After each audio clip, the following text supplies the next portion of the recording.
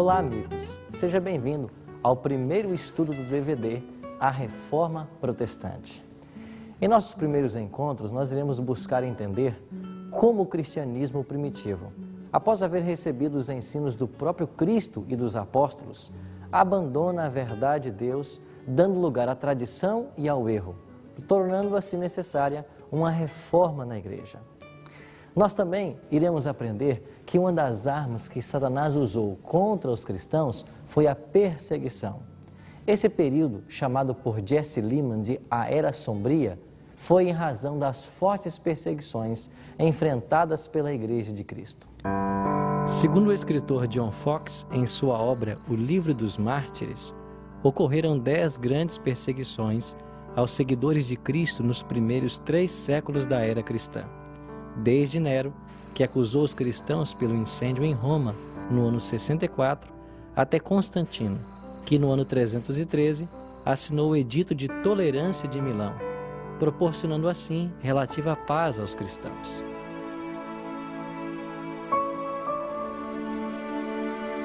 O autor do livro de Hebreus declara que esses foram apedrejados e tentados, foram cerrados ao meio, morreram ao fio da espada, andaram vestidos de peles de ovelhas e de cabras, necessitados, aflitos e maltratados.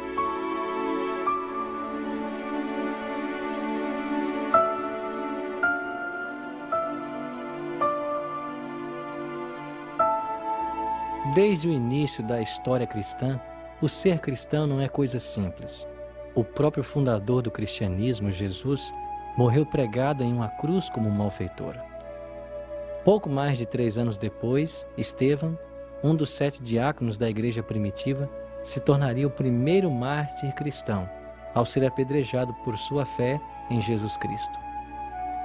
A partir de então e até nossos dias, sempre existiram pessoas que foram colocadas em situações nas quais tiveram que selar o testemunho com o próprio sangue, homens dos quais o mundo não era digno.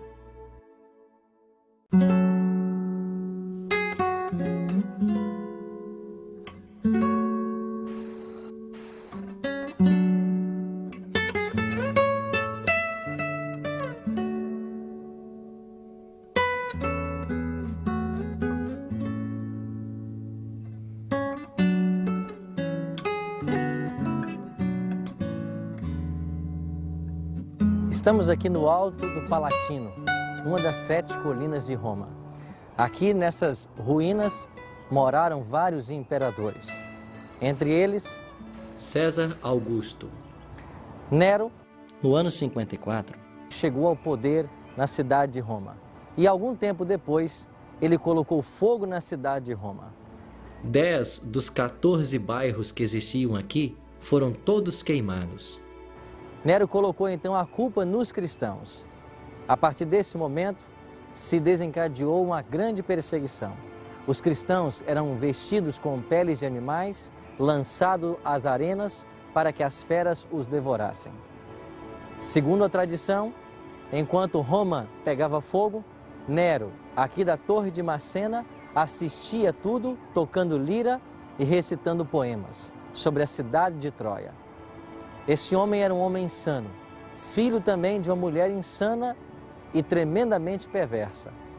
Nessa primeira perseguição desencadeada por Nero, pereceram Paulo e Pedro, 2 dos apóstolos de Jesus Cristo.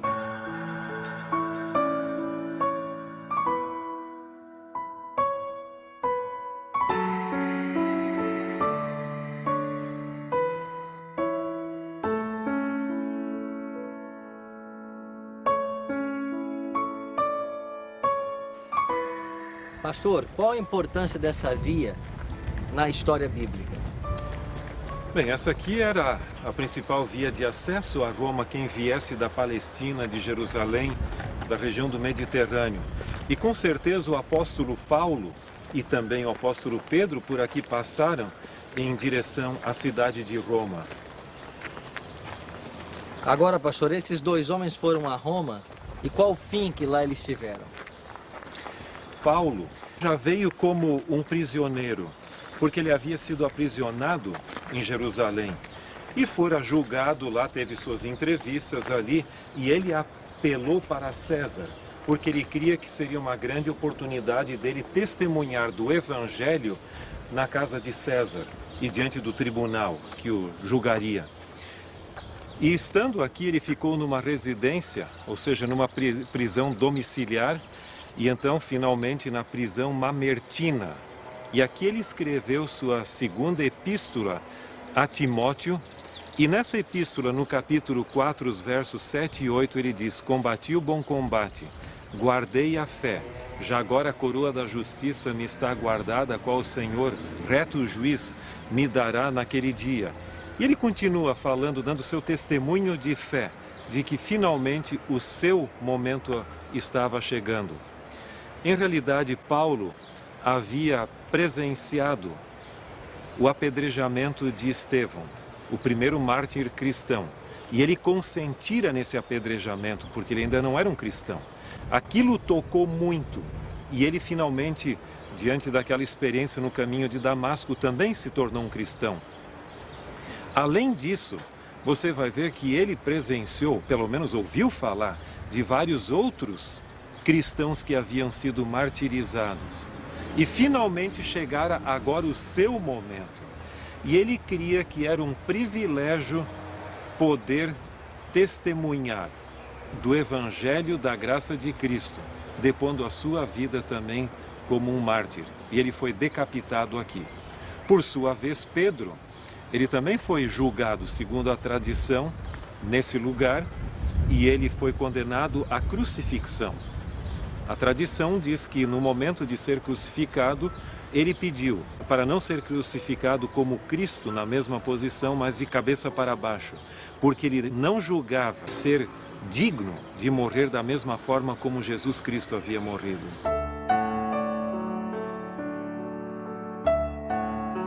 Foi um período de grande sofrimento para o povo de Deus. Segundo o historiador Tácito, os cristãos eram vestidos de peles de animais para que os cães os matassem a dentadas.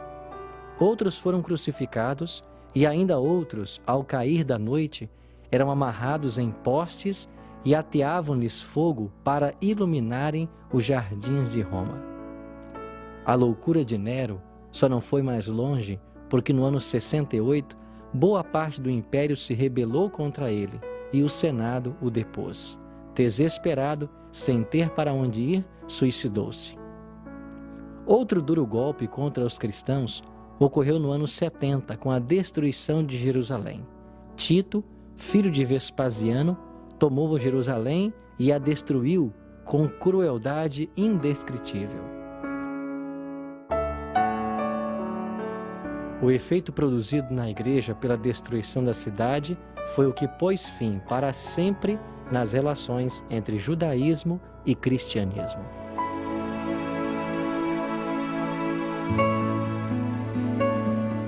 Em um concurso popular internacional promovido pela New Open World Foundation, com o lançamento da campanha As Novas Sete Maravilhas do Mundo Moderno, que contou com mais de 100 milhões de votos, através de telefones e pela internet, enviados de todas as partes do mundo e anunciadas em 7/7/2007, numa cerimônia em Lisboa, Portugal, foram escolhidas as novas 7 maravilhas do mundo moderno. Entre elas estão a estátua do Cristo Redentor no Rio de Janeiro e o Coliseu Romano.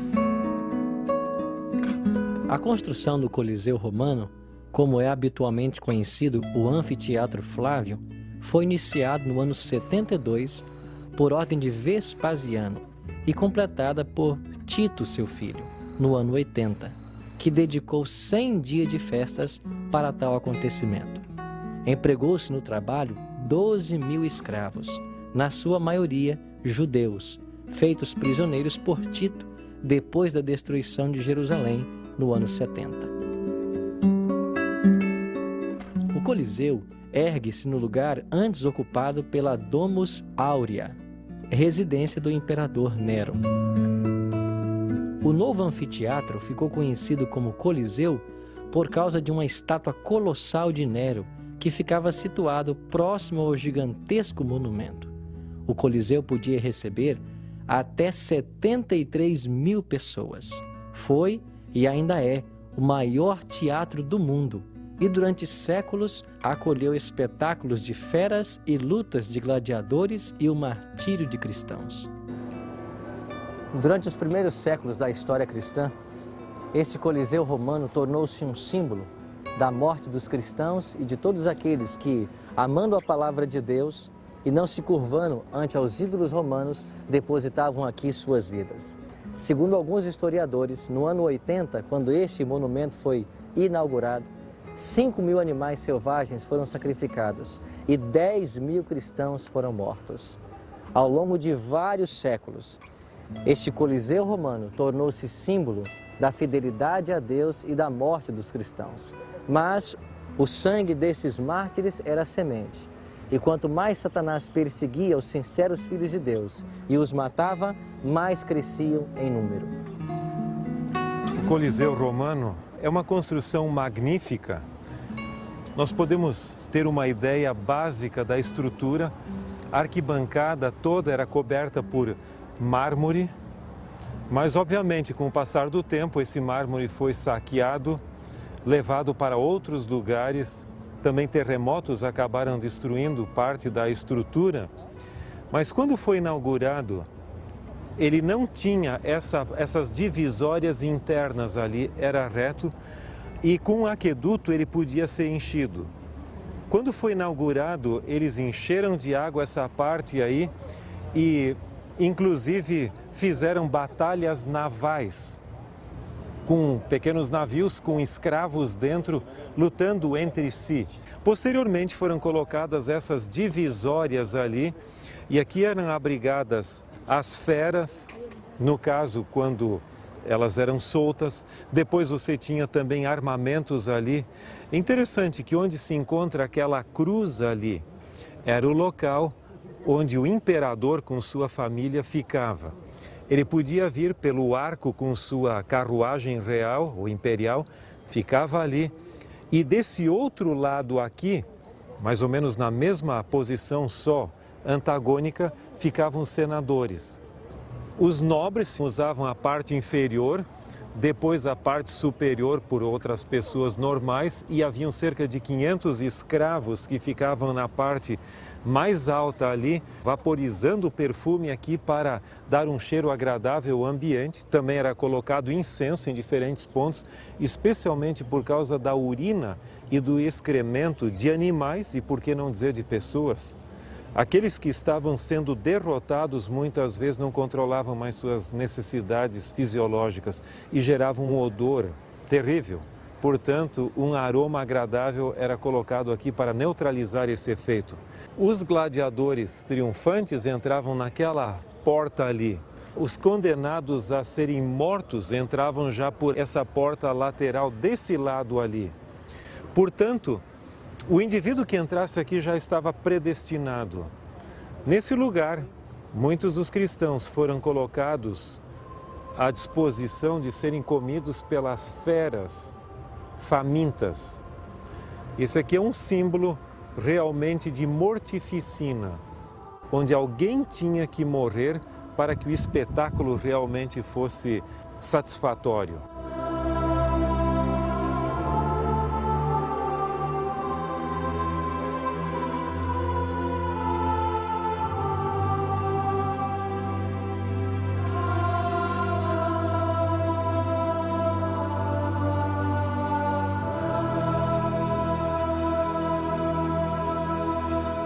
O Coliseu romano foi salvo da destruição por causa de sua consagração aos mártires cristãos.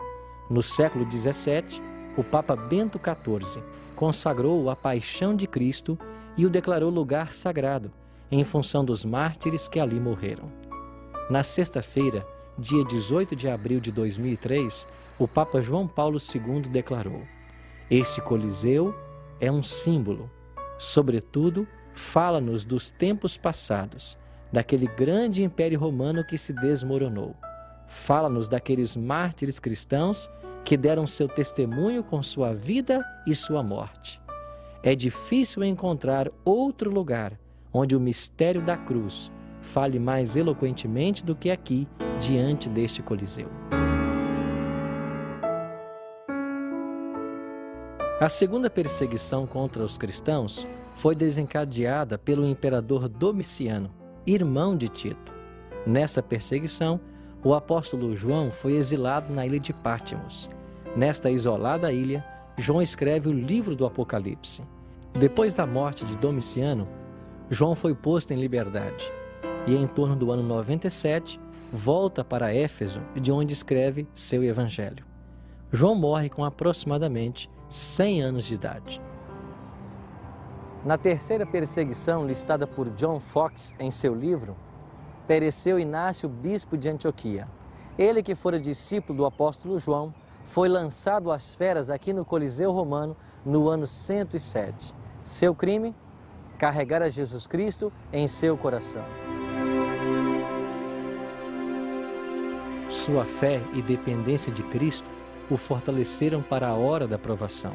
Ele disse: que sobrevenham a fogueira e a cruz, que venham as feras selvagens, que venham a quebra dos ossos e a dilaceração dos membros, que venha a trituração do corpo inteiro, que assim seja. Quero apenas conquistar Jesus Cristo.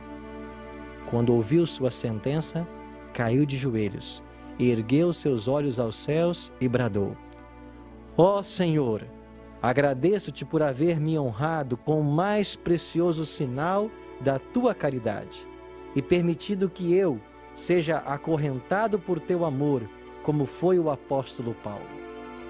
Quando foi condenado a ser lançado às feras, disse: eu sou trigo de Cristo, serei triturado pelos dentes de animais selvagens, para poder ser considerado pão puro.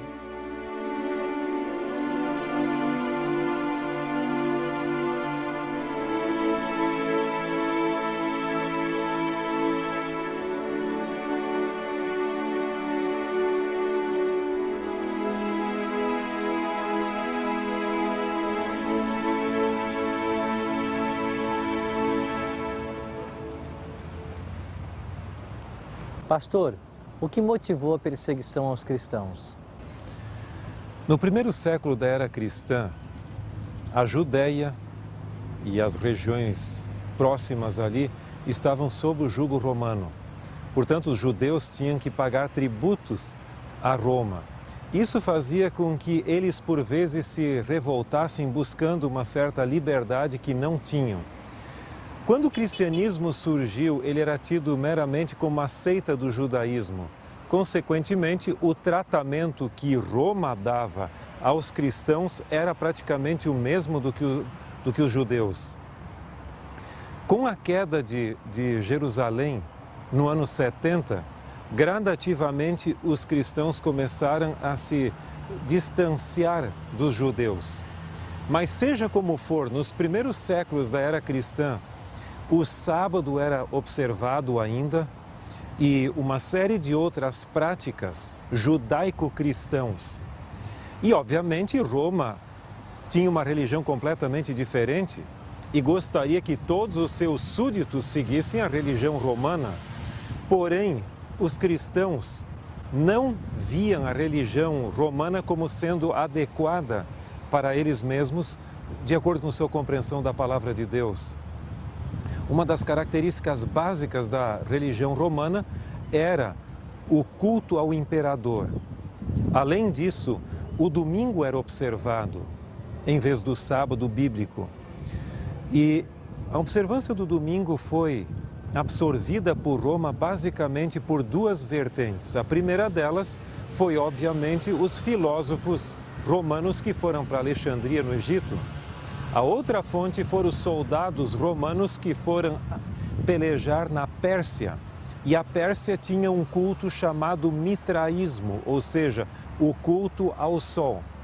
De acordo com o historiador inglês Toynbee, ele diz que os romanos tinham uma prática interessante. Antes de decretar a guerra contra uma nação, eles costumavam incorporar a divindade daquela nação no seu panteão, com um lugar honorífico nesse panteão. E foi o que aconteceu quando eles foram pelejar contra a Pérsia. eles colocaram o deus Mitra, o deus Sol, no seu panteão e depois começaram a guerra. Portanto, Constâncio, Constantino e alguns imperadores romanos, eles eram devotos adoradores do deus Mitra, o deus Sol. Havia, portanto, um contraste marcante entre a religião romana, com o seu culto ao imperador, bem como ao culto ao Sol, e a religião bíblica dos cristãos, que aceitavam um único Deus verdadeiro, Deus o Pai, Jesus Cristo, mediador entre Deus e os homens, o Espírito Santo e a observância do sábado bíblico. E Roma não aceitava a negação do culto ao imperador. Era tido praticamente como uma conspiração ao poder imperial. Agora, pastor, o que fazia com que esses cristãos estivessem dispostos mesmo a morrer antes de renunciar à sua fé? Eles tinham uma convicção muito grande. Eles criam que na palavra de Deus eles encontravam sua única norma de fé e prática. Ou seja, o ensino apostólico era o verdadeiro e genuíno cristianismo. Consequentemente, eles não podiam abdicar disso porque seria apostasia, como Paulo algumas vezes falou em Atos capítulo 20, também escrevendo aos Tessalonicenses que haveria de vir um outro poder. Eles queriam ser leais a Cristo e aos seus ensinos e os ensinos apostólicos, mesmo que tivessem que pagar com o seu próprio sangue essa convicção e essa lealdade. Que lições podemos aprender hoje do exemplo de todos esses mártires que morreram por amor à verdade? O Coliseu romano que está atrás de nós testemunhou muitos mártires da fé. E eu creio que esta fé, esta coragem, essa lealdade a Cristo e sua palavra foi o que motivou esses primeiros cristãos e que deveria nos motivar também hoje. A dificuldade é que hoje nós nos distanciamos cada vez mais da lealdade a Deus e sua palavra e nos aproximamos cada vez mais da cultura na qual existimos. Em outras palavras, muitas coisas que no passado eram tidas como pecado, hoje não são mais, por serem culturalmente aceitas. É óbvio que devemos viver num mundo real e como membros dessa comunidade na qual existimos. Mas quando há uma diferença entre a lealdade à palavra de Deus e a minha cultura, nossa posição deveria ser como de Pedro e dos demais apóstolos. Antes importa obedecer a Deus do que aos homens.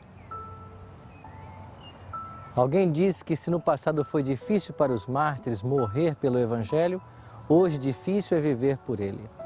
Muitas vezes moramos em locais onde existe grande liberdade religiosa, temos facilidade de estar numa igreja, adorando junto com outros irmãos, mas temos uma religião superficial, que pouco se importa com, de fato, os princípios apresentados pela Palavra de Deus.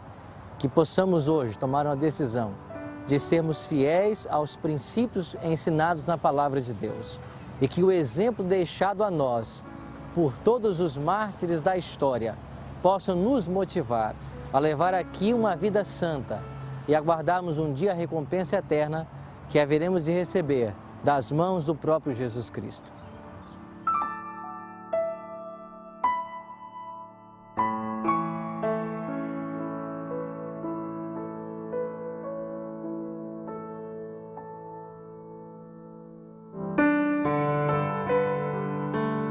A minha decisão é, após conhecer o exemplo de homens e mulheres fiéis a Deus no passado, que estiveram dispostos a entregar a própria vida por amor à verdade, desejo, pela graça de Deus, ser fiel a Jesus e perseverar até o fim para alcançar a coroa da vida eterna.